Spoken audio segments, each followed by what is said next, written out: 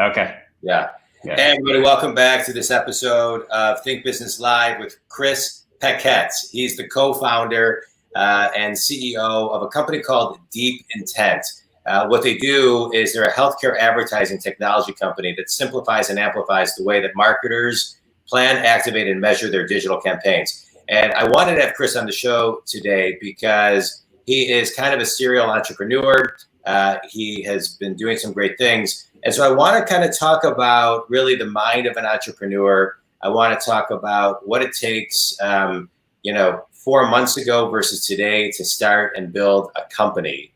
And so let's kind of dive into just kind of the mind of an entrepreneur, right? So what is that today? What's the definition of an entrepreneur? Welcome to the show, Chris. Thanks for being here. What's the definition of an entrepreneur today versus February of this year? I don't think the mindset has changed much at all, to be honest. I mean, entrepreneurs like myself and anybody else who started a business, they're used to dealing with an amazing amount of risk, and they're comfortable taking risk in that environment. And we're used, frankly, we're used to the landscape and the game changing, right? We're used to the board changing right in front of our face. So, I don't think there's many things that have changed. Obviously, just the context has changed, and when you make decisions, more or less are the same before and after COVID. Yeah. You know what I do think is a nuance, Chris, that has changed, and I'd love your opinion on this. Yeah. I think the courage of people to step into their entrepreneurial spirit has evolved. I think with COVID, one of the things that I've seen COVID do is it's kind of gotten people thinking, I want more time with my family. I want more time with my kids. I want to be in control of my destiny. And so if I can do it within the walls of my current, business, whether it's a corporation, then great. And if I can't, people I find are really reconnecting to their own personal values, right? So in businesses, they have values on the walls, and I think sometimes people forget what their personal values were. But I think COVID made that really front and center to say, okay, these are my values. And so I'm going to actually amp up my entrepreneurial spirit and take a little bit more control of what I want to do in my life. Absolutely. And I think, for most people who have that affinity or inclination to take risk, right, and want to step out of their kind of immediate shell, anytime, this is really, in a lot of ways, I think once in a lifetime or maybe twice in a lifetime opportunity where the game has fundamentally changed, where the initial conditions around you as a person are changing in ways that are totally unknown to most people. Yeah. So, like I mentioned before, the board is changing, the game is changing. This is a perfect opportunity to see an opportunity, double down and strike at it. Yeah, I say double down all the time right now, because to me, this is the time, and we've got kind of I would say like 2, maybe 3 year max window to really double down, because the playbook is new for everybody. Everybody's going back to the drawing board and saying, okay, what's my vision? How do I reverse engineer that vision? And so I want to kind of talk about that as far as doubling down, right? So you've got a company, it's 75 people. I know you're recruiting like crazy, which is great to hear in today's day and age. And so how are you guys at DeepIntent? How are you doubling down? I think about the journey over the last 4 years, and we saw an opportunity that was already there in the space that it wasn't pronounced. It wasn't an opportunity that was immediately kind of known by most people, but we saw the vision, and what ended up happening was when COVID hit, late February, early March, it changed the way that our audiences thought about the market, and the go-to-market fundamentally changed. Where for healthcare marketers, they had to start embracing digital, right? They had to start being where people are, and that's in front of their screens, in front of their devices, right? So, when we think about kind of the strategy, not to say it was a great event, it's obviously a terrible, event, but it just so happens that our business was well poised because we saw where the puck was going. Digital transformation happening across all industries, happening today, going to continue happening over the next decade. We set up the company and aligned it for that future that COVID just made happen immediately, almost overnight. Right. Yeah, COVID accelerated so much. I mean, as a business coach, I've been working with companies who have been struggling all around the country, frankly, on how to grow and scale a business, working remotely, flex hours. and how to really look at digital in an effective way. Because to me, it's everything now is e-commerce, everything. Even professional service firms need to be looking at things from an e-commerce platform and in your words, digital. But I want to talk about, whether you did it on purpose or accidentally or somewhat accidentally when it comes to innovation and being forward thinking. I think, people kind of put innovation a little bit on the side or didn't really know what that meant. They weren't current. So how does a company stay current with technology and innovation today? So when the world pivots, we can actually pivot with it. Yeah, I think just taking a step back and thinking a little bit, trying to remove myself from DeepIntent and looking from the outside in, I think we benefited from a very strong team that had a really well-defined vision of where technology was going to be able to take our industry and where that was going. And those shifts, and we had our finger on the pulse of where we saw the momentum building and where we thought, just from the efficiency standpoint, where technology was going to make deep, lasting changes the way that advertising was bought and sold. Yeah. So we had our finger on that pulse, and I credit the founding team really initially, and the people that we brought on board since, for being very tech first, right, and being very, very attuned to the changes that were happening in the marketplace. Yeah, that's been a big driver for our success. Like, it just being able to see that, and to your point, like everything. I wish I could take full credit for seeing the vision of like everything happening, but the biggest part about being an entrepreneur is making sure that you can maintain flexibility.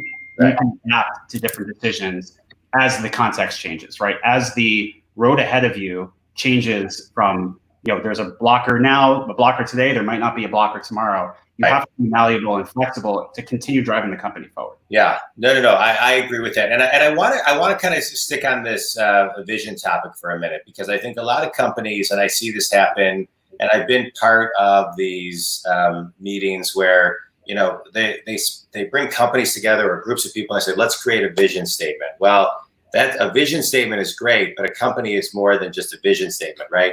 A vision statement doesn't talk about the specific and measurable things that the marketing and the sales group is going to do every day. It doesn't talk about what the customers are saying about you. It doesn't really hone in on the daily execution. So to me, a real vision with complete clarity is exactly that. A vision that can be reverse engineered to specific and measurable daily activities so everybody understands where they're really, really going and how to get there.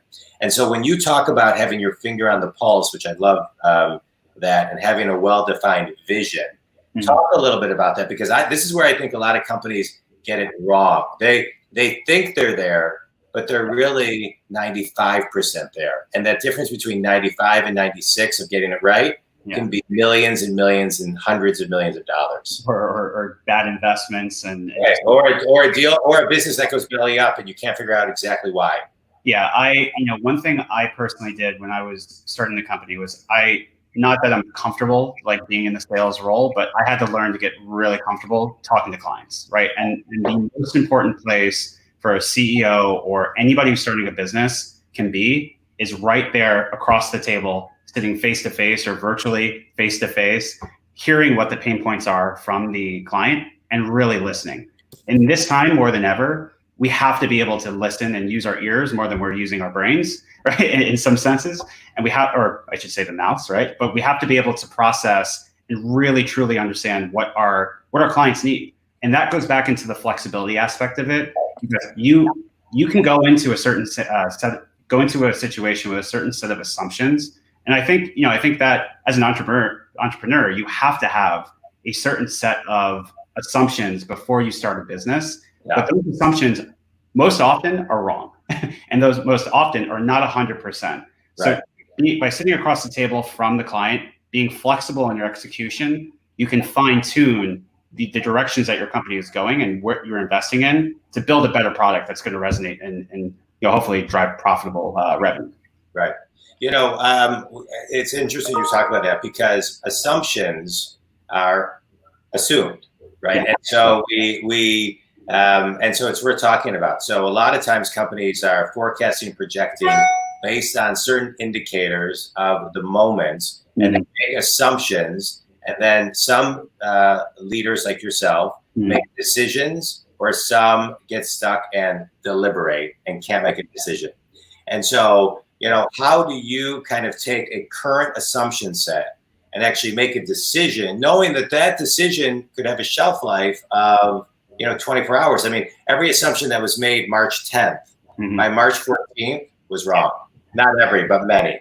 Yeah, it's true. Yeah. I think it goes back, a lot of companies, especially as they start to scale, and one of the big things that I'm trying to work on personally, and a big area for me is how do we maintain that level of flexibility as the company scales to over 100 people, right?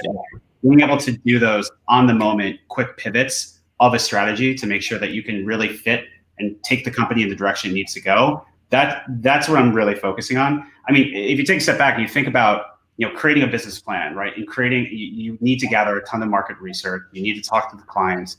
You can learn a lot, and arguably you learn about 90% of what, or 85%, right, of what you need to know to launch a business. Right. You can validate those hypotheses against a survey, but surveys, right, and data will only take you so far. The execution of that, you will learn an immense amount more about your product, about your company, about the clients, even more than they know about their own needs, that you need to be able to execute and just pivot and learn, right, over time. And I think for an entrepreneurial company or a startup, that's an easy thing to do. But as you're scaling the company more, then you start to deal with, the bureaucracy, right, or the inertia of having a large organization. Yeah. So that kind of valley of death as a company goes, every scaling point of a company, there's what I like to think of as a valley of death, right, where you get stuck in the saddle point and you can't get out because there's too much inertia. What drives you is that kind of maybe naive, for me at least, has been the naivety of my decisions and vision of like, no, I know that this is where the company needs to go. Right. And I can validate that as much as I possibly can, but unless you test and learn, you're never ever gonna find out. Right. That's been a big driving point for us in our company. I think that's huge, and I think, and I see in companies all the time, a fear of actually testing to learn. I mean, that you're talking about a continuum that could be one day, right? You test it, you learn, you move on, and always strategizing on what that plan B and plan C is. I want to just go back and comment one thing too, because you're on the verge from going from 75 to 100 plus people. Mm-hmm. There's a big difference. It's like an organization that goes from 9 to 10 people. It's a big difference. 9 to 10 people is a major shift. I know it sounds fundamental, but it changes the game. When you go from 10 to 50 people, right? There's so many changes. When you get to 100, you can't touch everything, right? You have to decide as an owner and as a leader, you have managers in place, because you can't touch everything like you could when you had 25 or 50 people. It's just too hard.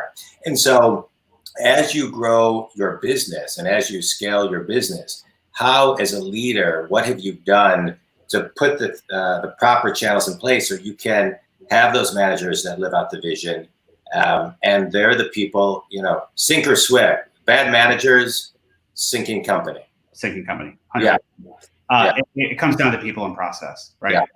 It's people and process. You have to have, as you're taking a company from, as you mentioned, 9 to 10 or 10 to 50, the ability for you as a leader to touch all the different facets of the company, it's impossible. And it's something that, I've been experiencing just even over the last year, where I don't have the mental bandwidth, right, to touch solve all the different problems across the organization. Right. That's where having the right people, really that leadership, the lieutenants within the company, are so important. You have to have the right players in that have taken the company, or that have the right vision, or have the experience to take the company from that 50 to 100, or from the 100 to 300, or from $10 million in revenue to $100 million of revenue. Right. It's all about building that team. When I think about what's going to be the next stage of our company, it's about boiling down all of our business activities to the processes that drive our business forward. And when you talk about KPIs, right, and ways to measure how you're driving the company, everything should come back to a set of no more than 12 processes. That's probably even too much for most businesses. But you get customer centric. The onboarding process, the sales process, the product development process, these are all core processes that, as a client, you need to drive. I mean, you need you will experience either directly or indirectly. And as a leader, you have to have your pulse on all of those processes, and that's where KPIs come in. Yeah. A big part of our evolution and what we're going to be going through over the next 6 months is working as a leadership team to identify the right KPIs to measure that, and then trickling down those KPIs down to all the different individuals within the organization. So everybody has a coherent view as to what success means in terms of numbers and dollars and cents. Yeah, you bring up a really important point. I mean, you're talking a metric-driven organization with systems and processes. And so you have all this. So now a lot of companies, let's just kind of like follow the continuum. A lot of companies now, right? So they think like this. They create the processes, the KPIs, you know, and so now it's all about execution, right? Which you talked about earlier. Execution is key. So then, how do you get everybody? Because to me, execution is key. It's the number one differentiator from two people who have identical skill set. The one that executes consistently, that compounds over time, is the winner. Assuming they're accessible, approachable, likable, you know, all those factors. Mm-hmm. So how do you create a culture of execution? Yeah, I think that's one thing that we've been definitely gifted with as a company. We've built a strong team that ultimately comes down to the individuals. It comes down to the passion, and I think it comes down to the alignment of the work. Clearly being able to say the piece of code that I'm writing, or the presentation I'm drafting, or the email I'm writing today to a client is aligned with our vision, either directly or indirectly, of driving the core vision of the business forward. So the first and most important thing, vision and mission, having that clearly articulated within the company. And then having the change agents, right, the actual people to drive that company and really propagate down, hey, this is something that we need to do today. We don't have the time to waste, because our competitors are out there with us, right? They're out there selling the same, similar things, not the same thing, but similar things. And we need to continue to prove our differentiation day over day. And for us, it comes down to the individual, and that's ultimately what you have to have the right people in place to drive your business forward. And I think that's the nut of it. And so how do you determine, let's talk about this, because I think a lot of times people leave the wrong people in the wrong seats. And so, you, as a leader, there's a saying by Steve Jobs, I always get it wrong, but if you want everybody to like you, don't be a leader, sell ice cream. And so, but there is, I think that kind of helps people step into their leadership. But as a leader, it's the responsibility to the company, to the people, to the teams, to make sure people are in the right seat, doing the right thing, and or find the right people. Right. Sometimes easier said than done, especially now working remotely. Yeah. Right. And so accountability is key, right? Taking everything that you're talking about and implementing and infusing accountability to make sure people are doing what they say they're going to do. And so what are the key characteristics that you look at to not only hold people accountable, but to really kind of hold them accountable to their specific KPIs and keep them in alignment with making sure that they're in the right seat? Yeah, and that's a big question, and I think from what I look for when I bring on someone who's a leader in the company, it comes down to how articulate are you at communicating what the current status is, right? You have to be able to communicate upward, so I can understand, the rest of the team can understand what's happening within your silo of the organization.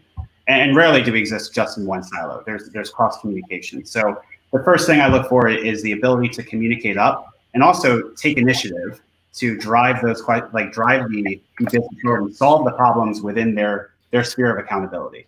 If you can't do that, otherwise, if the backflow of issues are coming up to the top of the leadership chain, then really what's the benefit, right? If the CEO is solving problems about small things in the company, then if your leader can't stop that and make those decisions themselves, or are empowered to make those decisions, then there's no point. There's no leadership that can actually be attained.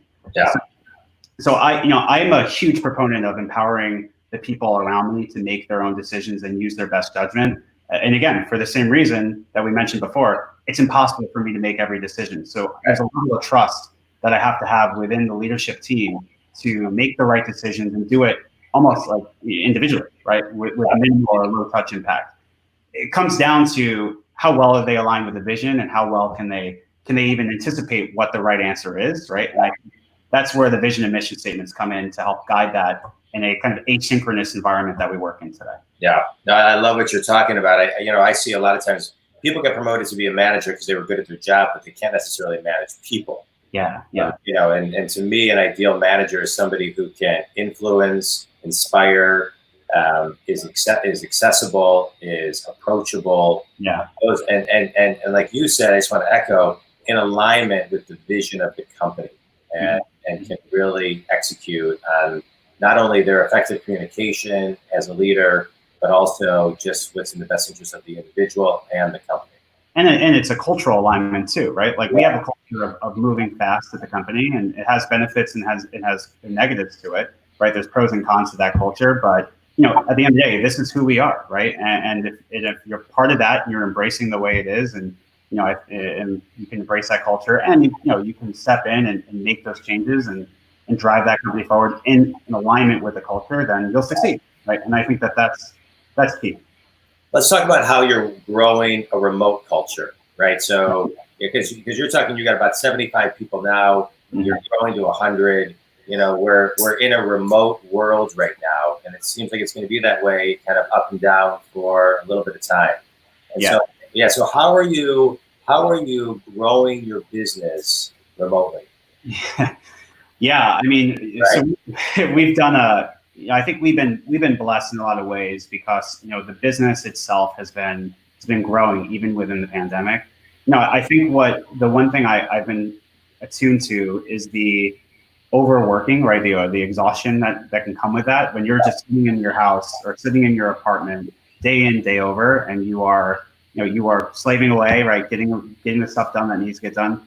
Productivity is up across the company, but I think the hidden consequence of that is burnout, right? And what we've done is we've enacted a policy where we have unlimited vacation days. It's basically up to you as an individual to vocalize and say, hey, I need to take this time off because I just need to, and for a mental break. And it's worked. It works for people that can do that. But to the other side of that, the other side of the coin is that some people are afraid to do that, right? And like that's the side of the culture that I'm trying to change, and empower people to feel like they're supported, to have the ability to step away and do that necessary recharge when they're under intense burden, right? There's a lot of expectations, especially in a culture like ours where we grow really fast, but it matters most that people are taking care of themselves first, and then everything else second. Like if you're not taking care of yourself as an individual, then there's no way I can expect you to perform at your role and help us continue growing. I would agree with that. I think that's so important, and it's kind of like, and I see this when I coach people. It's really hard for people to ask for help or to think that, hey, my job's going to be on the line if I do X, Y, and Z. And I know that the company culture is unlimited, but I think if I take too much, I'll get fired or this and the other. So how do you really roll that out to give people that confidence that they're, because I think people struggle with this, that their job is safe. Yeah. So for DeepIntent, again being benefiting from the fact that the company has grown so well, just even amid the pandemic. I think the team, we have a kind of a different case where we know like we're generally safe from all the changes that are happening, and every day I try to reinforce that. If you're working, you're performing, it's no different than where we were before the pandemic. You have a set of tasks in front of you. We're a growing team. Those tasks change more than I can even keep my pulse on, right, or my thumb on. But as it changes, like if you do your job, you're safe, right? And I think that's the thing. And if you're not, then we step in and we help you. And that kind of compassion, right, and that type of just understanding from all levels of the organization, it has to be there. Everybody has to embrace that. What's most important now is the individual, their immediate families. Specifically in this time, even that's more important than ever. Just take the home front, then you can come to work and help us fight the good fight. I love it. All right, Chris, tell everybody a little bit about who your ideal client is and how they can connect with you. Yeah, so our ideal clients, anybody that's in the healthcare space looking to reach healthcare providers or healthcare practitioners and patients. And we do that in a privacy-safe way that allows us, and especially in this time, connect the right healthcare informations with the right audiences, so the right patients or providers, to help keep them aware and allow them to have timely decisions or the right information to make those better health decisions. And you can reach us at our website, DeepIntent.com, or you can go ahead and reach out to me on Twitter, CT Paquette. That's my handle. I don't tweet much, so apologies. Feel free to reach out. I'll get the notification on my phone, but I like to be generally accessible. But yeah, feel free to reach out to us at our website. Good. Chris, couple last questions. You ready? Quick figure out. All right. Yeah. So kids are graduating college these last couple weeks. It's a different world. What advice would you give that entrepreneur who wants to start a business who just graduated college? So in a previous world, right, I would have said, go join a company in a space that you are interested in, and you'll work your way, you'll pinball your way to that. You know, I think right now more than ever, the development of critical hard skills like coding, other sorts of other skills like that. I think that's probably the best area to be, just in this kind of intermediary time where we're in a time of uncertainty. Take the time to focus on developing the hard skills, and I think from there, and network, right, as much as you can. Yeah, absolutely. Your network is your net worth, they say. Yeah. Favorite book and why? So I'm reading America's Bitter Pill right now, and I absolutely love it. I've been enthralled with it, and it just outlines the entire kind of the back office kind of negotiations that's happening in the healthcare system. And it's mind blowing to me how healthcare can be a fifth of the economy, and it's just so intricate, and it has so many ripple effects, and it affects everybody on a day-to-day basis. So really wrapping my head around that, the whole healthcare space and things like the Affordable Care Act has been really fascinating for me personally. I love it. Best piece of wisdom you ever received? Sometimes you need to slow down in order to speed up. And that's a good one. Yeah, it really is. It's so important. Yeah. It's funny how sometimes the best wisdom we got is implemented into the core of our business, right? Your unlimited vacation days, the foundation of people taking care of themselves is important. But I agree, especially right now, you got to slow down to speed up because there's too much going on, and we just got to kind of get grounded, back into alignment, back into our skin, so we can perform at the highest level. And I agree. Chris, I appreciate you being on this Think Business Live. And, again, you can be found at DeepIntent.com. To all the listeners, thanks so much for tuning in. Reach out to Chris if he can be of any assistance to you. Thanks, man. Appreciate your time. Always a pleasure. Take care. Talk to you soon, man.